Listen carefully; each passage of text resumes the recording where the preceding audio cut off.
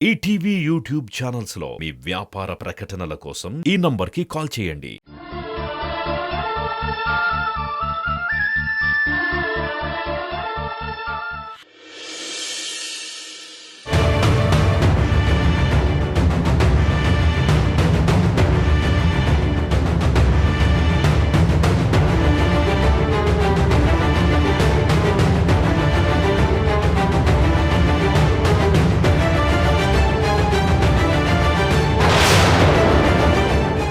రే రిషి, నువ్వొక మనిషివేనా?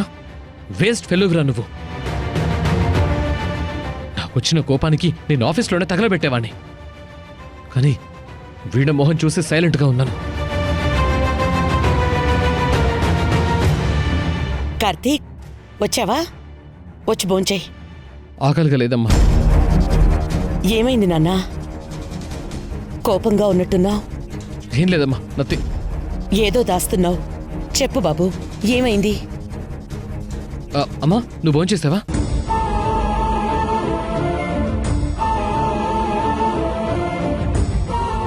నీ ముఖం పక్కకి తిప్పుకున్నంత మాత్రాన నీ మనసులో ఉన్న బాధ తెలుసుకోలేనా? ఈ అమ్మతో నిజం చెప్పవా? ఆఫీస్లో రిషి టార్చర్ ఎక్కువైపోయిందమ్మా. మళ్ళీ ఏం చేశాడు కార్తీక్? రిషి వీణకి నాకు అక్రమ సంబంధం ఉందని కామెంట్ చేశాడు.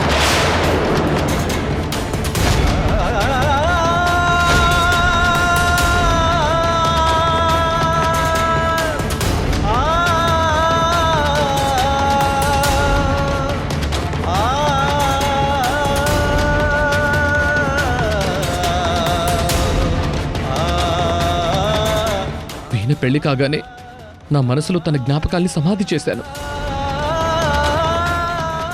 వీణ ఇప్పుడు మా మామయ్య కూతురు మాత్రమే.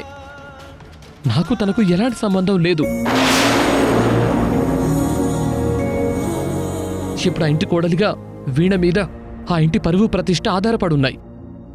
తనకంటూ ఒక స్థాయిని ఏర్పరచుకుంది, గుర్తింపు తెచ్చుకుంది. అలాంటి వీణ మీద నింద వేస్తే తన మనసు ఎంత గాయపడుతుందో తెలుసా అమ్మవాడికి? వాళ్ళ దగ్గరికి వెళ్ళి బిజినెస్ చేస్తే మరి మరి ఇంతగా అవమానిస్తారని ఊహించలేకపోయానమ్మా.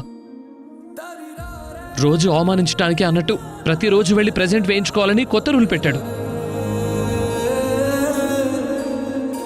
నేను ఈ అవమానాన్ని తట్టుకుంటానమ్మా, కానీ వీణెలా తట్టుకుంటుందమ్మా?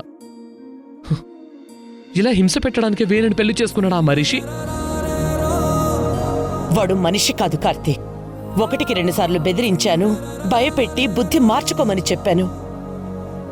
కాని వాడు మనిషి కాదు, మనిషి రూపంలో ఉన్న పశువని రుజువు చేసుకున్నాడు. ఇక వాడిని భరించాల్సిన పని లేదు కార్తీక్. ఎప్పుడే వాడి సంగతి చెప్తానో.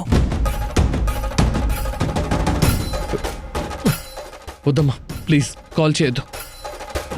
ఫోన్ ఇవ్వు కార్తీక్, ఫోన్ ఇవ్వు కార్తీక్. వద్దమ్మా. నా కడుపున చెడబుట్టాడు వాడు. అలాంటి వాడిని కరి తప్పు చేశాను. ఫోన్ ఇవ్వు కార్తీక్, వాడిని చావమని చెప్తాను. వద్దమ్మా. ఇప్పుడు నేను మీతో చెప్పానని రిషిని కోపడితే ఆ కోపంతో రిషి వీణని ఇంకా టార్చర్ పెడతాడు. అది నేను భరించలేనమ్మా.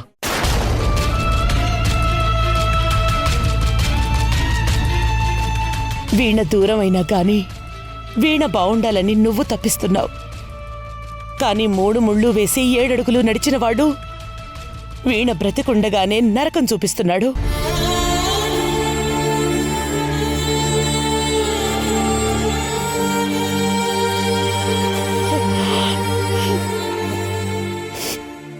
ఎప్పుడు రిషి మారతాడో, ఎప్పుడు వీణ కాపురం చక్కబడుతుందో.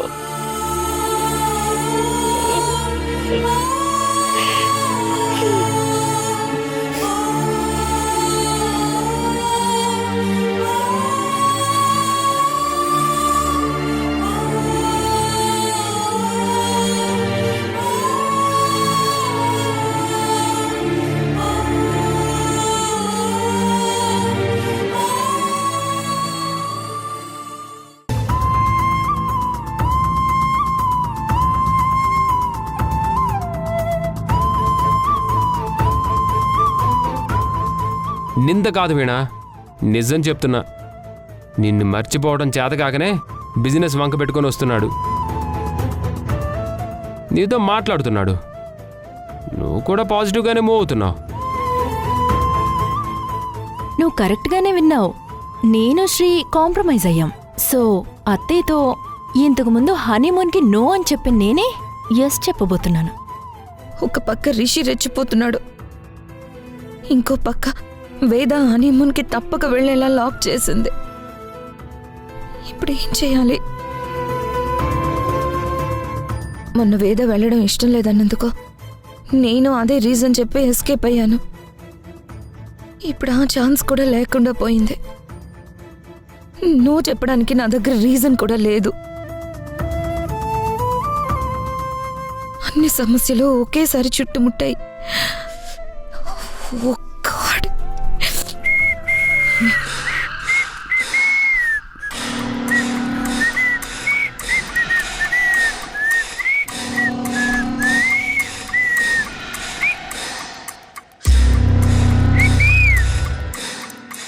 Hello beauty. ఆఫీస్లో గెట్అవుట్ అన్నావు, ఇప్పుడు బెడ్రూమ్లో గెటిన్ అయ్యాను. ఏం చేస్తావు? రిషి, గొడవ పెట్టుకోవాలని చూడకు. ఓ, మీ బావన్ టార్చర్ పెడుతున్నానని నన్ను చంపేయాలన్నంత కోపం వస్తుంది కదా. నువ్వు నా మీద డామినేషన్ చూపించాలని చూస్తే నా రియాక్షన్ నువ్వు తట్టుకోలేవేనా? భరిస్తున్నాను కదా అని బరితెగింపు మాటలు మాట్లాడితే నా రియాక్షన్ ఎంత వైల్డ్గా ఉంటుందో చూస్తా. So be in your limits. ఇలాంటి చేతగాని డైలాగులు కొట్టడం తప్ప నువ్వేం చేయలేవులే కానీ నాకు డౌట్ ఉంది. క్లియర్ చేస్తావా? మీ బావని అంత కామెంట్ చేసినా నాతో ఫైట్ చేయకుండా ఎందుకు వెళ్ళాడు? మీ బావ స్ట్రాటజీ ఏంటి అసలు? నాకేం తెలుసు? తెలిసినా నువ్వెందుకు చెప్తావులే, సొంత బావ కదా. చూడు, ఆఫీస్లో నీ మీద తిరగబడితే నీ పరువు పోతుందని సైలెంట్గా ఉన్నాను. ఇక్కడ కూడా అదే రిపీట్ చేస్తే మాత్రం మావయ్య వాళ్ళ ముందు పంచాయతీ పెడతాను. నీ వార్నింగ్లు వినడానికి నీ కింద పనిచేసే కూలోని కాదు, నిన్ను కట్టుకున్న మొగుణ్ణి. ముందు బయటికి వెళ్ళు. Why baby, it's romantic time. Rishi, బయటికి వెళ్తావా లేదా? ఈ టైంలో బెడ్రూమ్లో మొగుడితో రొమాన్స్ చేయాలి కానీ బయటికి వెళ్ళమంటావేంటి? కుక్కతో ఒక వంకరే అన్నట్టు మళ్ళీ నీ బుద్ధి చూపిస్తున్నావు. నేనేం చెప్పానో మర్చిపోయావా? ఆ, నీ ప్రవచనాలు గుర్తుపెట్టుకోవాల్సిన అవసరం నాకు లేదు. నేను మీ బావ జోలికి వెళ్ళకూడదంటే నువ్వు నా కౌగిట్లోకి రావాలి. రిషి, కమాన్ వీణా, లెట్స్ ఎంజాయ్. రిషి, రిషి, రిషి, పిచ్చి పిచ్చిగా మాట్లాడి నన్ను రెచ్చగొట్టుకో. మర్యాదగా చెప్తున్నాను. ఆప్షన్ లేని టైంలో ఆవేశపడతావేంటి వీణా? వచ్చి సరెండర్ అయిపోవాలి.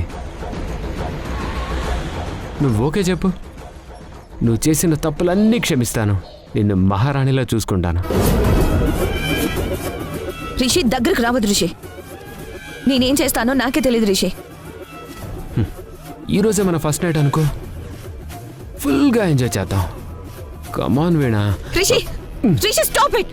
ఇలా నోటికొచ్చినట్టు మాట్లాడితే పడుండడానికి, నువ్వు రమ్మన్నప్పుడు నీ పక్కలోకి రావడానికి నేనేమి నీ బానిసను కాను. బానిస అని నేను అనలేదు కదా వీణా, నువ్వు నా భార్యవి. ఆ లైసెన్స్తోనే పిలుస్తున్నా, రా. లైసెన్స్ ఉంది కదా అని నన్ను టచ్ చేయాలని చూడకు. పనిష్మెంట్ స్ట్రాంగ్గా ఉంటుంది. టచ్ చేయొద్దు అంటున్నావు, నువ్వేమైనా ట్రాన్స్ఫార్మర్వా? అయితే ఒక్కసారి టచ్ చేసి షాక్ కొట్టించుకుంటాను. రిషి, దగ్గరకు రావద్దు రిషి. రిషి ప్లీజ్, రిషి టచ్ చేయొద్దు. రిషి, నా పర్మిషన్ లేకుండా నన్ను టచ్ చేయాలని చూస్తే డొమెస్టిక్ వైలెన్స్ కింద కేసు పెడతాను. జీవితాంతం జైల్లోనే ఉంటావు. ఏంటి ఆగిపోయావు? జైలు అనేసరికి చిప్పకూడు గుర్తొచ్చిందా? భర్తవి కదా అని మృగంలా దాడి చేయాలని చూస్తే నీ కాళ్ళు చేతులు విరగ్గొడతాను. Be careful.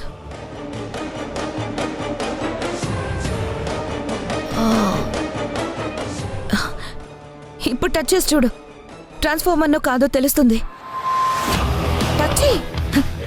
Come on Rishi, touch me. Rishi, come on touch మీ.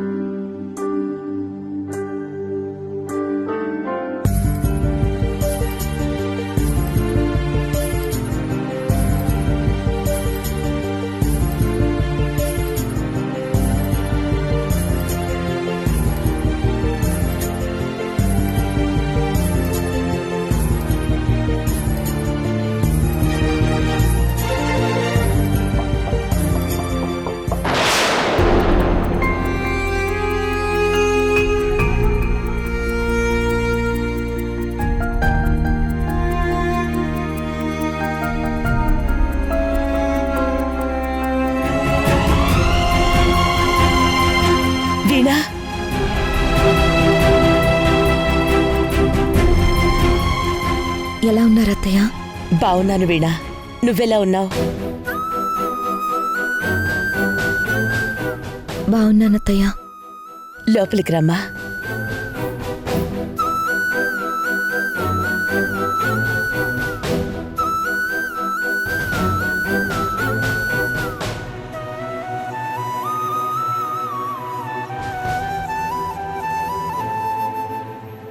చాలా రోజులైంది కదా, ఒకసారి మిమ్మల్ని చూసి వెళ్దామని వచ్చాను. సరే, ఇంట్లో అందరూ ఎలా ఉన్నారు? మీ అత్తయ్య మావయ్య నిన్ను బాగానే చూసుకుంటున్నారా? మళ్ళీ నేనేమైనా ఇబ్బంది పెడుతున్నారా? ఏదో ఫార్మాలిటీకి అడుగుతున్నారు కానీ అన్ని విషయాలు మీకు తెలుసని నాకు తెలుసు అత్తయ్య. బావ ఆఫీస్కి తన పని మీద వచ్చి ప్రొఫెషనల్గా మెటీరియల్ గురించి మాట్లాడి వెళ్తుంటే రిషి కావాలనే నా ముందే బావని చాలా నీచంగా మాట్లాడి నిందలు వేస్తున్నాడు అత్తయ్య. రోజు రోజుకి మరీ దారుణంగా ప్రవర్తిస్తున్నాడు. పద్ధతి మార్చుకోమని ఎన్ని విధాలుగా చెప్పినా వినట్లేదత్తయ్య. ఈ విషయాలేవి ఇంట్లో చెప్పుకోలేని పరిస్థితి. పార్వతత్తయ్య కూడా రిషి వైపే సపోర్ట్ చేస్తున్నట్టుగా మాట్లాడుతూ నాదే తప్పన్నట్టు చెప్తుంది. అమ్మలాంటి అత్తయ్యే నా గోడ అర్థం చేసుకోవట్లేదు. ఆ ఇంట్లో నాది అరణ్య రోదనే అయింది అత్తయ్య. నా గోడ వినే మనిషే లేరు. ఓదార్పు చెప్పి కన్నీళ్లు తుడిచే చెయ్యే లేదు. కొడుకుల్ని బుద్ధిగా పెంచని పెంపకం నాది. అలాంటప్పుడు ఏ ముఖం పెట్టుకుని నిన్ను ఓదార్చాలో తెలియడం లేదు వీణా. మీరే అలా అంటే ఎలా అత్తయ్య? చావాలన్న ఆలోచనలో ఉన్న నన్ను మీరే ఆపారు. ఆ ఇంటి మనుషుల్లో మార్పు వచ్చిందని, అక్కడ నాకు భద్రత ఉందని మీరు నమ్మాకే దగ్గరుండి నా పెళ్లి చేశారు. కానీ ఇప్పుడు రిషి నన్ను ఒక ఆట బొమ్మలా చూడాలనుకున్నాడే తప్ప నాకు ఒక మనసుంటుందని, దానికి ఇష్టాలుంటాయని గుర్తించట్లేదు అత్తయ్య. తన కోపాన్ని భరించడానికి ఇంట్లో ఒక మనసు చంపుకున్న మనిషి కావాలి. నేను ఆయన యంత్రాన్న అత్తయ్య. రిషి దగ్గర నా ఇష్టాలకు విలువ లేదు. ఆఫీస్కి వెళ్తుంటే చిన్న చూపు చూస్తున్నాడు. నన్ను తప్పక భరిస్తున్నట్టు మాట్లాడుతున్నాడు. బావని నన్ను ఉద్దేశించి నా నోటితో చెప్పలేని విధంగా మాట్లాడాడు. ఆఫీస్కి బావొస్తే టార్చర్ పెడతానని చెప్పాడు. నాకు బావైన పాపానికి గతంలో ఉన్న బంధాన్ని అడ్డు పెట్టుకుని మానసికంగా హింసిస్తున్నాడు. ఎందుకిలా నా కూతుర్ని బాధ పెడుతున్నావని అడగడానికి అమ్మా నాన్న లేరన్న ధీమాతో నన్ను లెక్క చేయట్లేదు. ఒక విధంగా పెళ్లి చేసుకుని నరకంలోకి అడుగు పెట్టానని అనిపిస్తుంది అత్తయ్య. నా తలరాతి ఇలా ఉంది అత్తయ్య. అదే అమ్మా నాన్న ఉండుంటే నా జీవితం ఇలా దిక్కులేంది అయ్యేది కాదు.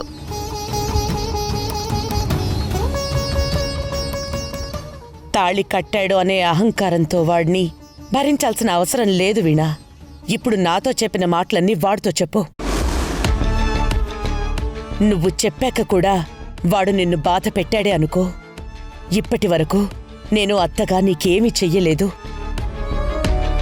కాని ఇప్పుడు నీ వెనక నేను నిలబడతాను. తల్లి స్థానంలో కాకుండా శిక్షించే స్థానంలో ఉండి ఏం చెయ్యాలో అదే చేస్తాను. ధైర్యంగా ఉండు.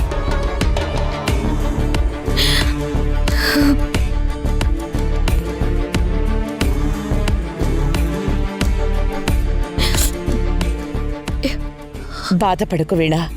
కష్టాలు ఎల్లకాలం ఉండవు. అమావాస్య చీకటి తర్వాత పౌర్ణమి వెన్నెల ఎలా వస్తుందో నీ కాపురంలో కూడా సంతోషంగా ఉండే క్షణాలు వస్తాయి. నా మాట నమ్ము వీణా.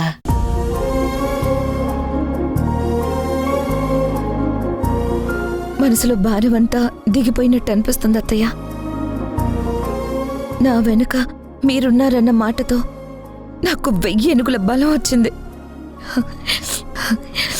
ఇదే హ్యాపీనెస్తో ఇంటికి వెళ్తాను. వెళ్ళొస్తానత్తయ్య. ఆగు వీణా.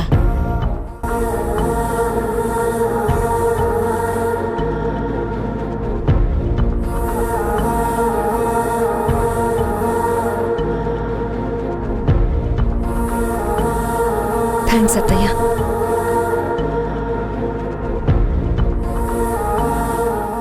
నీకంతా మంచే జరుగుతుంది.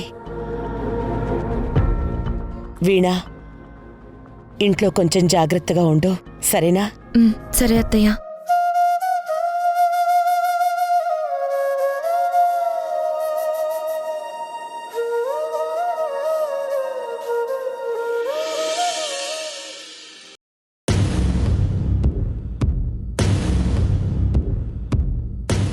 ఇంక చాలు పార్వతి.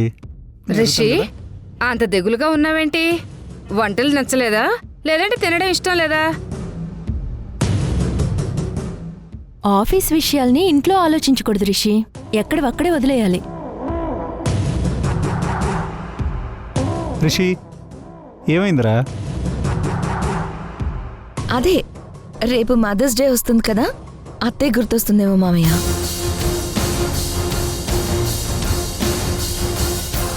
భలే గుర్తు చేసావు వీణా.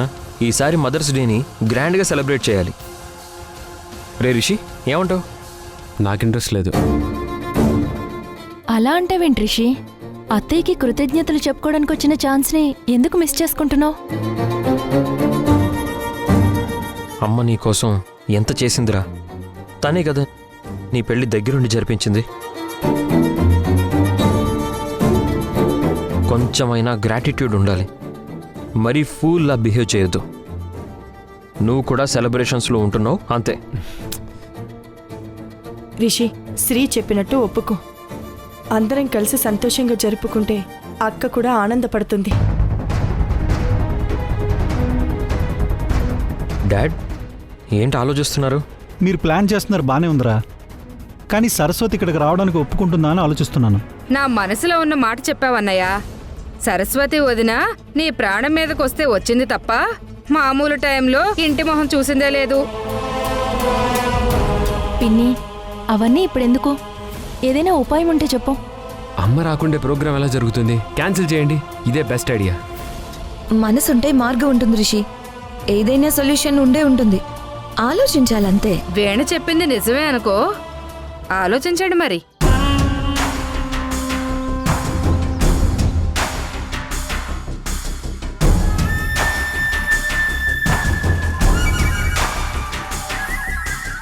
అమ్మ ఇక్కడికి రాకపోతే మనమే బయట ప్రోగ్రామ్ అరేంజ్ చేసి అక్కడికి అమ్మ వచ్చేలా చేద్దాం. ప్రాబ్లం క్లియర్ కదా? మంచి ఆలోచన. అక్కడికైతే అత్తయ్యతో పాటు కార్తీక్ కూడా వస్తాడు. వాడు అక్కడికి వస్తే నేను రాను.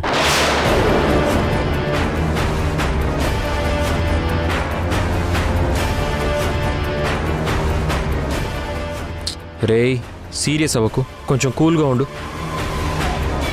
తను ఎంత కాదన్నా నీకు అన్న అవుతాడు రిషి. మరీ ఇంత ద్వేషం పెంచుకోవడం మంచిది కాదు.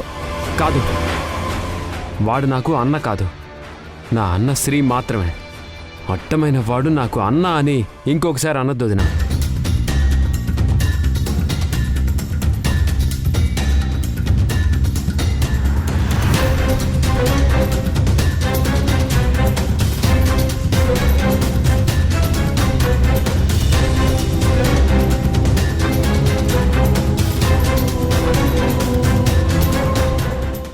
చూసారా డాడ్, మనమంతా కలిసి ఒక పండగలా వేడుక చేద్దాం అనుకుంటే రిషి రానన్నాడు.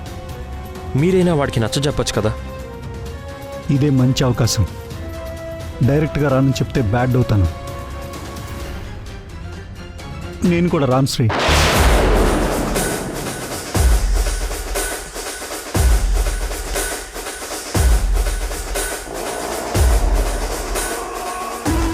మీరెందుకు రానంటున్నారు డాడ్? రిషితో పాటు మీరు కూడా రావట్లేదంటారేంటండి? పిల్లలు చేసుకునే ఫంక్షన్కి మీరు రాకపోతే ఏం బాగుంటుంది చెప్పండి. అన్నయ్య రాకపోతే నేను కూడా రాను పార్వతి. ఏమీ అనుకోకు శ్రీ. అందరూ ఒకటే మాట చెప్తారేంటి? టైంకి బామ్మ కూడా వాళ్ళ ఫ్రెండ్స్తో తీర్థయాత్రకి వెళ్ళింది.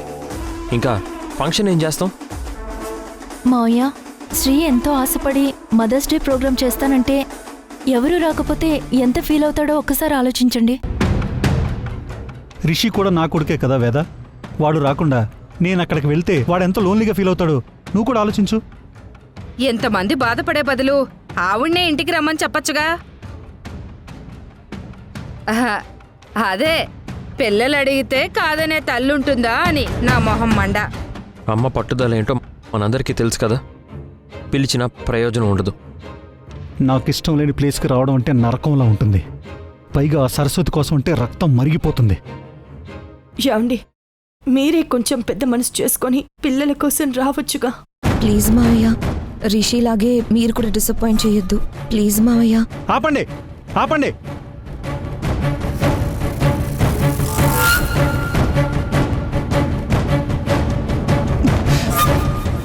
Dad please cool down dad. నువ్వు డిస్టర్బ్ అవుతుంటే నాకు సెలబ్రేషన్లా ఉంది లోక్నాథ్. ఇదే కంటిన్యూ చేయి, మళ్ళీ హార్ట్ అటాక్ వచ్చి పోతావు. ఏమైందండి? డాడ్ మావయ్య,